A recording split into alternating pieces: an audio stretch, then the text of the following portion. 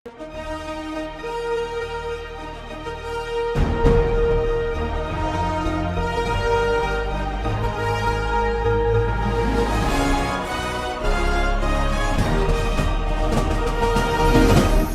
பார்த்து கொண்டிருப்பது உங்கள் ஜாஷ்வா டிவி. சகல ஜனங்களுக்கும் நற்செய்தி.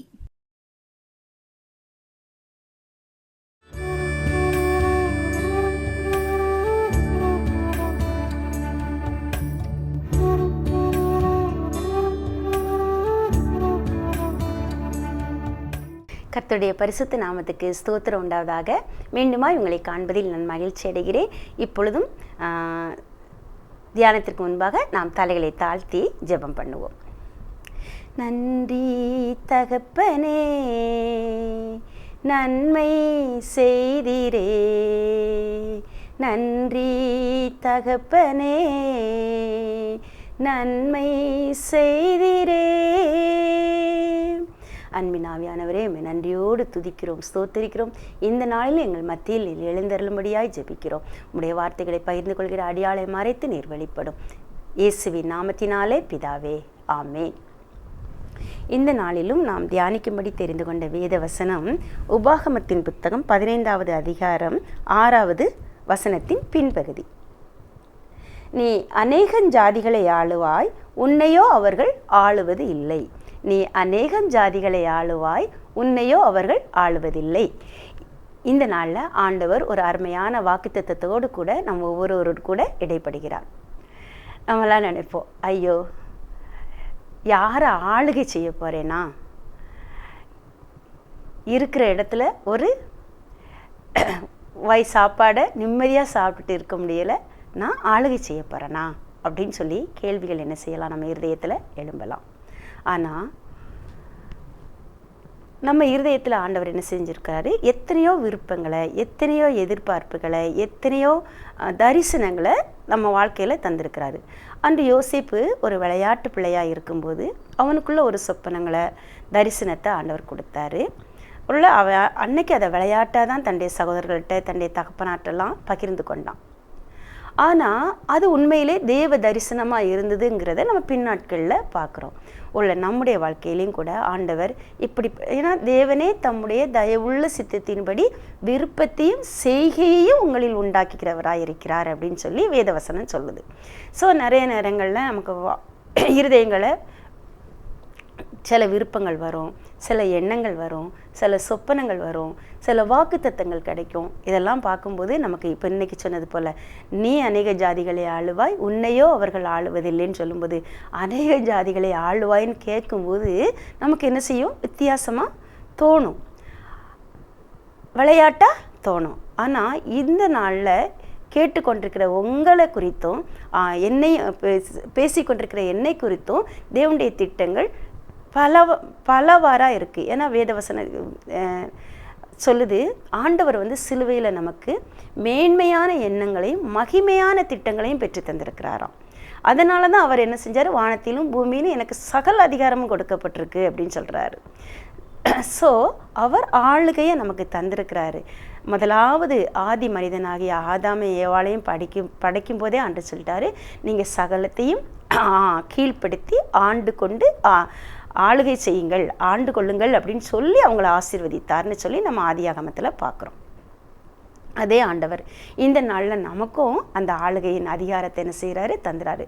அந்த நாட்களில் ஏதேன் தோட்டத்தின் மேலே ஆண்டவர் ஆளுகையை அந்த ஆதி பெற்றோருக்கு கொடுத்தாரு. இந்த நாட்களில் சகல ஜாதிகளையும் நீ அநேக ஜாதிகளையும் சொல்லி ஆண்டவர் சொல்லியிருக்காரு. ஸோ அவரவருக்கு செய்யும்படி உன் கைக்கு நேரிடுகிறது எதுவோ அதை உன் முழு பலத்தோடு செய்யின்னு வேதவசனம் சொல்லுது. ஸோ நம்ம கைக்கு ஆண்டவர் நேரிட பண்ணுகிற வாய்ப்புகளை, நேரிட பண்ணுகிற இடங்களில் நம்மை ஆண்டவர் எந்த இடத்துல வைத்திருக்கிறாரோ, எந்த சூழ்நிலைகளுக்குள்ளே நம்மளை ஆண்டவர் அனுமதிக்கிறாரோ, அது ஊழிய பாதையாக இருக்கலாம், உறவு பாதையாக இருக்கலாம், இல்லை உலக பிரகாரமான பணியிடங்களாக இருக்கலாம். அங்கே அவர் அவருடைய ஆளுகையும் அவருடைய அதிகாரத்தையும் நமக்கு தந்து ஆளுகை செய்கிறவர்களாக நம்மை வைத்திருக்கிறார். இந்த உலகம் நம்ம என்ன செய்ய முடியாது, ஆளுகை செய்ய முடியாது. இந்த உலகத்தார் நம்மை ஆளுகை செய்ய முடியாது. உலக அதிகாரங்கள் நமக்கு மேலே இருக்கலாம். அது இல்லைன்னு நான் சொல்லலை. ஆனால் இருக்கிற இடத்துல என்ன நான் ஆளுகை செய்ய முடியும், இருக்கிற இடத்த நான் ஆளுகை செய்ய முடியும். எப்படி அப்படின்னு சொன்னால் தேவ பிரசன்னத்தினால, தேவ கிருபையினால், தேவ தயவுனால் தேவனுடைய ஆளுகை நமக்குள்ளே இருந்து வெளிப்படும். எப்படி அப்படின்னு சொன்னால், யோசேப்போட வாழ்க்கையில் பாருங்கள், யோசேப்போட வாழ்க்கையில் அந்த தரிசனம் கிடச்சிது. ஸோ தன்னுடைய சொந்த குடும்பத்தில் அவன் ஒரு செல்ல பிள்ளையாக இருந்தான். தகப்பன் என்ன செஞ்சான், அவனுக்கு விசேஷமான அக்கறையும் அன்பையும் கொடுத்ததுனால அந்த இடத்துல அவன் ஒரு ஆளுகை செய்கிறது போல ஒரு சூழ்நிலை சகோதரர்களால் உணரப்பட்டது. சகோதரர்களால் பாருங்கள், என்ன இவன் தன்னுடைய தகப்பனோட மொத்த அன்பையும் ஆளுகை செய்கிறான் அப்படின்னு சொல்லி ஏற்றுக்கொள்ள முடியாமல் தான் சகோதரர்கள் என்ன செஞ்சாங்க, யோசேப்பை அந்த இடத்துலேருந்து விற்று போட்டாங்க. யோசேப்பு விற்று போடப்பட்டுட்டார். இப்போ அவருடைய தரிசனம் மங்கி போனது போல், தொலைந்து போனது போல், இல்லாதது போல் அவர் நினச்சது. யோசேப்பு கூட அந்த தரிசனத்தை நினச்சாரான்னு நமக்கு தெரியாது. ஏன்னா அவர் இருந்த சூழ்நிலையில் அந்த நாட்களில் தான் உயிர் வாழதற்கு தேவையான அடிப்படை வசதிகள் தனக்கு கிடைச்சா போதுங்கிற ஒரு நிலைமைக்கு அவர் தள்ளப்பட்டார். இந்த நாட்களில் நாமும் கூட அப்படிப்பட்ட ஒரு சூழ்நிலையில் காணப்படலாம். உயிர் வாழ தேவையான ஒரு வாய் சாப்பாடை சந்தோஷமாக சாப்பிட்டுட்டு நிம்மதியாக இருக்கக்கூடிய கிருபையை கடவுள் எனக்கு தந்தா போதுங்கிற நிலமையில் இன்றைக்கி நாம் வாழ்ந்துக்கிட்டு இருக்கலாம். அன்றைக்கி யோசேப்பு எகிப்து தேசத்துக்கு அடிமையாக விற்கப்பட்ட போது அவருடைய மனநிலை அப்படிப்பட்டதாக தான் இருந்திருக்கும்.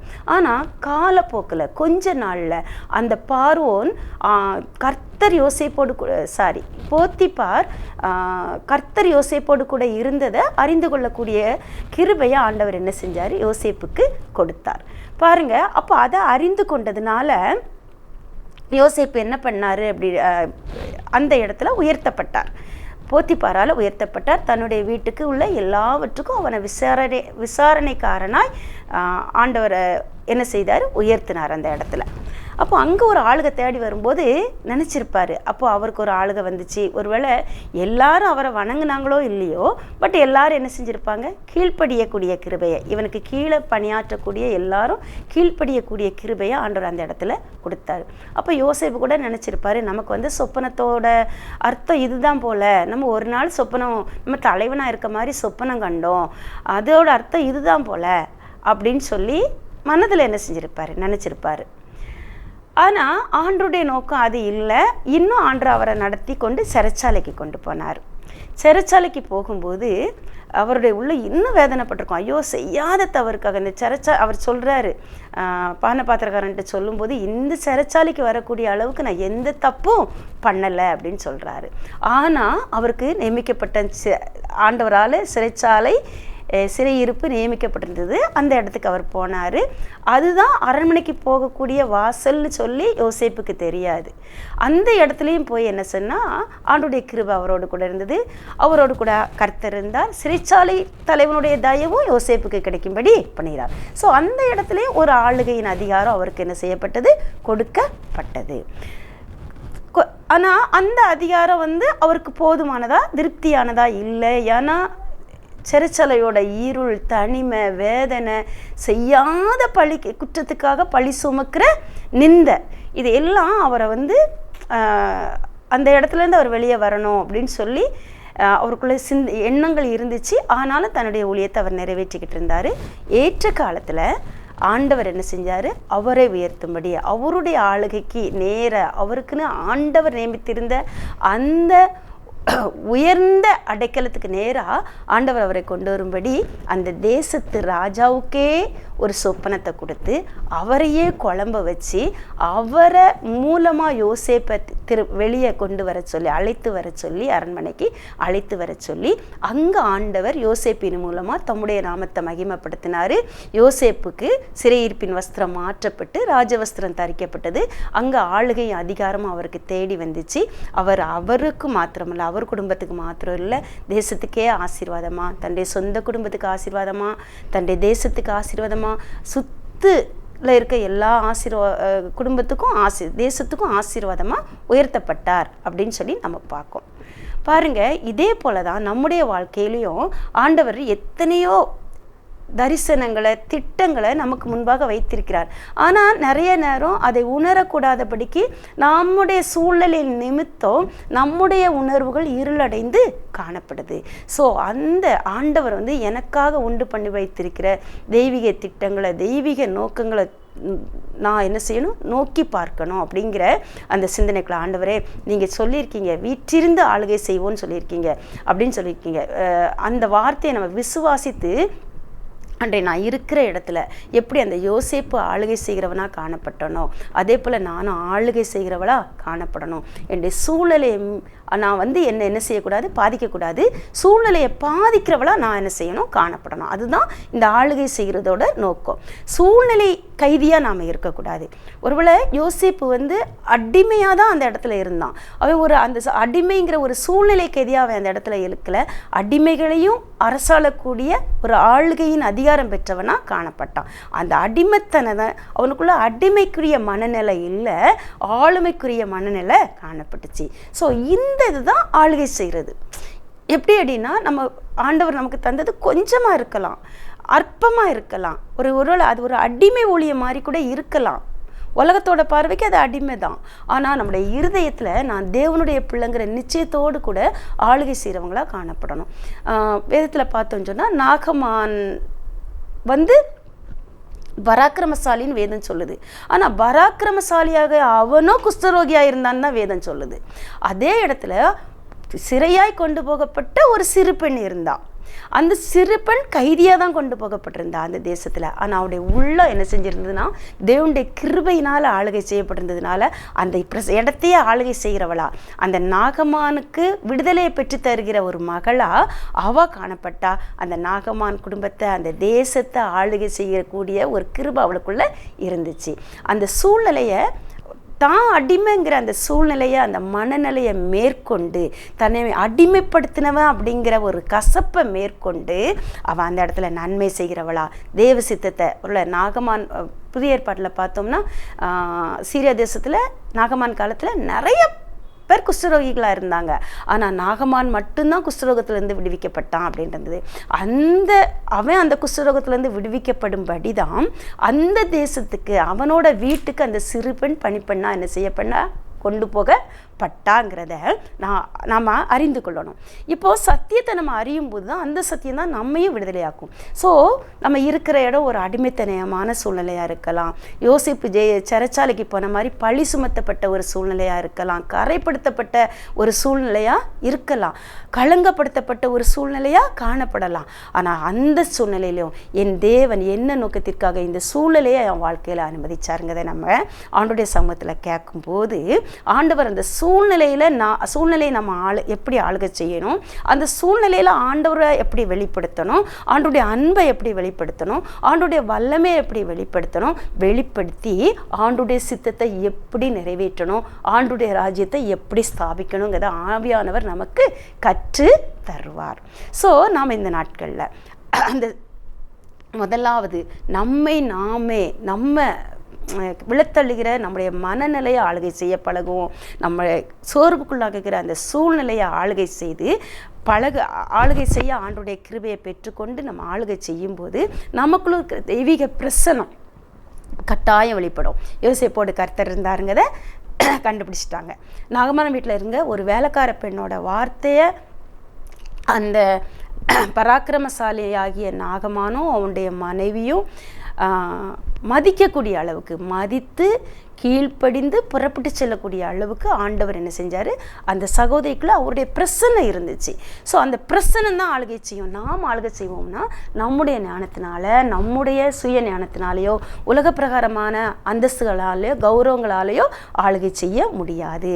நமக்குள்ள தேவ பிரசன்னம் நம்ம இருக்கிற இடத்துல என்ன செய்யும், ஒரு வெளிச்சமாக பிரகாசித்து நமக்குள்ள ஆண்டவர் இருக்கிறத இந்த உலக பிரகாரமான ஜனங்கள், உலக பிரகாரமான அதிகாரிகள் கண்டுகொள்ளக்கூடிய கிருபையை கொடுத்து அந்த இடத்துல ஆளுகை செய்து ஜெயம் எடுக்கக்கூடிய கிருபையை நமக்கு கொடுப்பார்.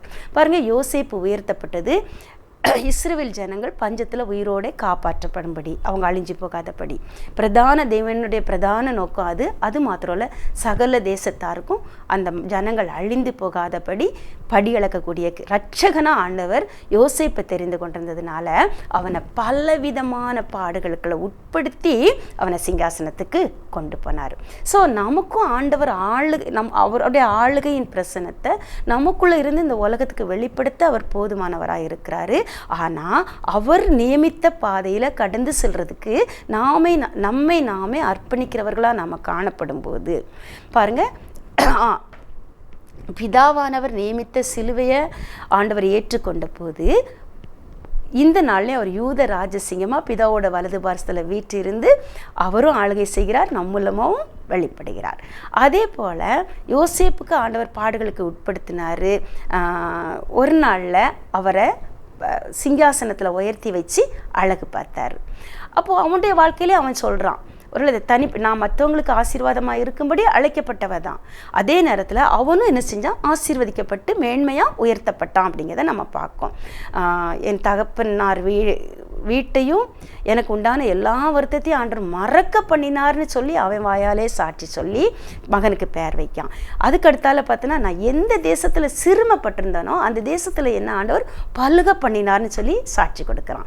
பாருங்கள், அவன் வெறுமனே வேதனையை மட்டும் அனுபவிக்கலை, ஆசீர்வாதத்தையும் அனுபவிக்கக்கூடிய கிருபையை ஆண்டவர் கொடுத்தாரு. ஆளுகை செய்யக்கூடிய பிறருக்கு ஆசீர்வாதமாக இருக்கக்கூடிய கிருபையும் ஆண்டவர் கொடுத்தாரு. அதே கிருபைகளை நாமும் ஆசீர்வதிக்கப்பட்டவங்களாக இருப்போம், மற்றவர்களுக்கும் ஆசீர்வாதமாக இருக்கக்கூடிய கிருபைகளை தந்து அவர் நமக்குள் ஆளுகை செய்து நம்மூலம் இந்த நம்ம இருக்கக்கூடிய சமூகத்தையும் சமுதாயத்தையும் இடத்தையும் ஆளுகை செய்வார். இந்த கிருபையை ஆண்டவர் நம்ம ஒவ்வொருவருக்கும் தர சித்தமுள்ளவராக இருக்கிறார். எஸ்தரை ஆண்டவர் அரண்மனைக்கு கொண்டு போன பிறகு தான் இஸ்ரவேல் ஜனங்களுக்கு ஒரு பெரிய இக்கட்டு வந்துச்சு. ஸோ அப்போ எஸ்தர் முதலாவது பயந்தாங்க. ஆனால் மொர்தெக்காய் மூலம் ஞாபகப்படுத்தப்படுறாங்க, நீ இந்த காலத்துக்கு உதவியாக இருக்கும்படி தான் உனக்கு ராஜமேன்மை கிடைத்திருக்கலாம்னு சொல்லி. ஸோ நமக்கும் ஆண்டவர் இந்த ராஜமேன்மைகளை, நம்ம எதிர்பாராத மேன்மைகளை, நம்ம வாழ்க்கையில் நம்ம விசுவாசியாத கிரியைகளை நம்முடைய வாழ்க்கையில் ஆண்டவர் நடப்பிக்கும் போது, ஆண்டவரே நான் எதுக்காக எனக்கு இந்த மேன்மை, எதுக்காக இந்த ஆசீர்வாதம், நான் யாருக்கு உதவியாக இருக்கும்படி, எதற்கு உதவியாக இருக்கும்படி அப்படிங்கிறத ஆண்டவருடைய சமூகத்தில் நம்ம கேட்டு பழகுவோம். ஸோ அந்த தெய்வீக திட்டம் நம்ம வாழ்க்கையில் நிறைவேறணும். அப்போ நாமும் ஆசீர்வதிக்கப்பட்டவங்களாக இருப்போம், அநேகருக்கு ஆசீர்வாதமானவர்களாகவும் மாறுவோம். பாருங்க, அன்னைக்கு கொலைக்கு நியமிக்கப்பட்டவங்களை விடுதலை ஆக்கும்படிக்கு அன்று எஸ்தர் உயர்த்தப்பட்டா. ஸோ இந்த நாட்கள்லையும் எத்தனையோ ஆத்துமாக்கள் கொலைக்கு நியமிக்கப்பட்டதா இந்த உலகத்துக்குள்ள இருக்கு. அவங்கள விடுதலை ஆக்கும்படிக்கு ஆண்டவர் இந்த நாட்களில் நம்மை மேன்மையான நிலைமைக்கு கொண்டு வரலாம். அதை அறிந்தவங்களா நம்ம செயல்படணும். எந்த சூழ்நிலையிலும் ஆண்டவர் நமக்கு தரக்கூடிய ஆசீர்வாதங்களை நம்முடைய சுயத்துக்காக மட்டும் பயன்படுத்துகிறவங்களா நம்ம இருக்கக்கூடாது. பிறருக்காக ஒருவேளை அந்த அப்பம், சிறுவன் கையில் இருந்த அப்பம் பிட்கப்பட்டு இயேசுவானவர் கையில் கொடுக்கும் பொழுது இயேசுவானவர் அந்த அப்பத்தை அப்படியே ஆசீர்வதித்து கொடுக்கல, அந்த அப்பத்தை பிட்டு தான் என்ன செஞ்சார், ஆசீர்வதித்து பிட்டு அநேகருக்கு கொடுத்தார். ஸோ அப்பம் பிட்கப்படும் போது தான் அது என்ன செய்யப்படுது, ஆண்டவருடைய கரத்தில் ஆசீர்வதிக்கப்பட்டு பிட்கப்படும் போது தான் அது 1000 பெருகிச்சு, 1000ங்களோட பசியை ஆற்றிச்சு. அதே போல் இன்னைக்கு ஆண்டவருடைய கரத்தில் நம்முடைய வாழ்க்கையை ஆண்டவரே இந்த சிறுமின் போல் நான் உங்கள் கரத்தில் என்ன அர்ப்பணிக்கிறப்பா, நீங்கள் ஆசீர்வதிங்கன்னு சொல்லும்போது ஆண்டு நம்ம ஆசீர்வதிப்பார். அதே நேரத்தில் நம்மை பிட்டு அப்படின்னு சொன்னால் அது வலிக்கக்கூடிய ஒரு அனுபவம் தான். அந்த வலிக்கக்கூடிய அனுபவங்களுக்கு நேராக நம்ம நடத்தி நிச்சயமாக ஒரு நாள் என்ன செய்வார், அவருடைய ராஜரீகம் நம்மை தேடி வரக்கூடிய கிருபை செய்வார். அப்படி தேடி வரும்போது எப்படி யோசேப்பு அந்த கசப்பான வைராக்கியத்தை தன்னுடைய இருதயத்தில் வைத்து வைக்கலை, ஒருவேளை கசப்பு இல்லாமல் இருந்திருக்கும்னு இல்லை, ஆனால் ஆண்டுடைய கிருபை என்ன செஞ்சிச்சு, எல்லா வருத்தத்தையும், அவனுக்கும் கசப்பு இருந்தது, வருத்தம் இருந்தது, வேதனை இருந்துச்சு, ஆனால் அது எல்லாத்தையும் ஆண்டவர் மறக்க பண்ணினார்னு சொல்லி அவர் அறிக்கை செய்கிறாரு.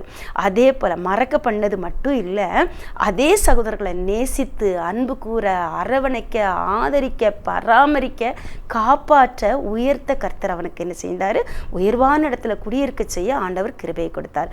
அதே ஆண்டவர் இன்று என்னோடும் உங்களோடும் பேசிக்கொண்டிருக்கிறார். நமக்கு எத்தனையோ வருத்தங்கள், எத்தனையோ சஞ்சலங்கள், எத்தனையோ வேதனைகள், கசப்புகள் நம்ம வாழ்க்கையிலே நம்ம கடந்து வந்திருப்போம்.